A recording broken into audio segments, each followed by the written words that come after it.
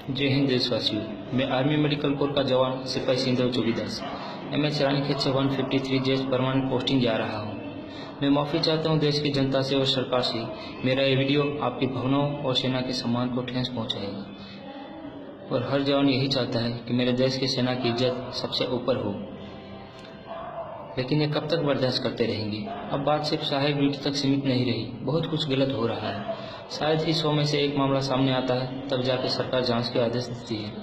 हमारे देश का रक्षा बजट सबसे ऊपर बड़ा है और ये आम लोगों की जेब से आए हुए पैसों का है। जवानों को सुविधा तो बहुत कुछ दी जाती है, लेकिन ये सब दिखावा है।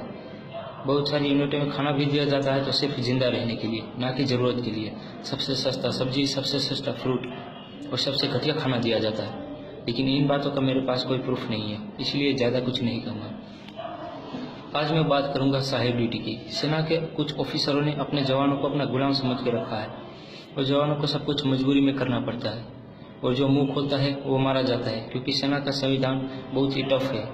मैं नहीं चाहता था कि सेना की बात कभी सोशल मीडिया में आई है, इसलिए मैं 2 बार छुट्टी लेके प्रधानमंत्री ऑफिस और रक्षा मंत्री ऑफिस गया।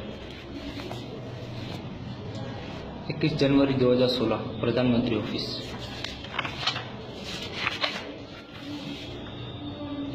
21 जनवरी 2016 रक्षा मंत्री ऑफिस,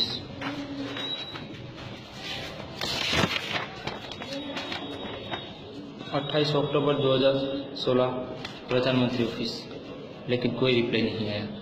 जब रिप्लाई आया तो डिसिप्लिन एक्शन का केस चलाया गया। 2 बार कोर्ट ऑफ इंक्वायरी बिठाई गई। 1 साल तक मुझे हरासमेंट किया गया, फिर भी मैं चुप रहा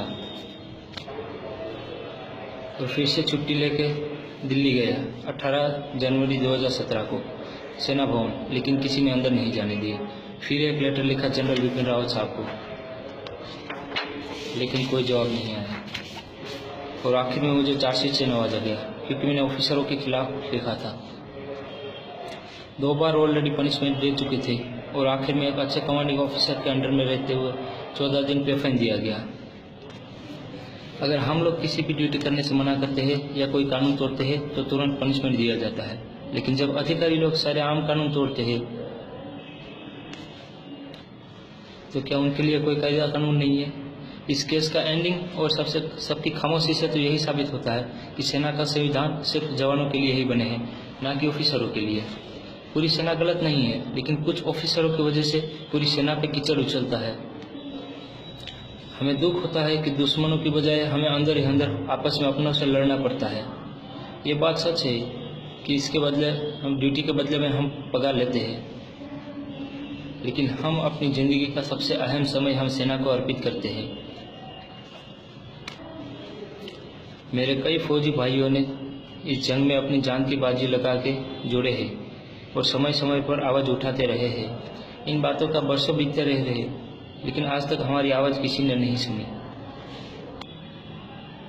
लेकिन अब यह संघर्ष ज़्यादा वक्त नहीं करना पड़ेगा।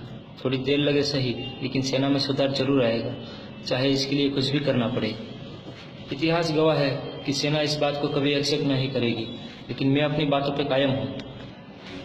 अगर मेरी बताई हुई बातों पर किसी को डाउट है तो खुद मुझे मिल सकता है या मुझे कांटेक्ट कर सकता है। मेरा एड्रेस है तहसील मालिया हटीना, डिस्ट्रिक्ट जूनागढ़, स्टेट गुजरात।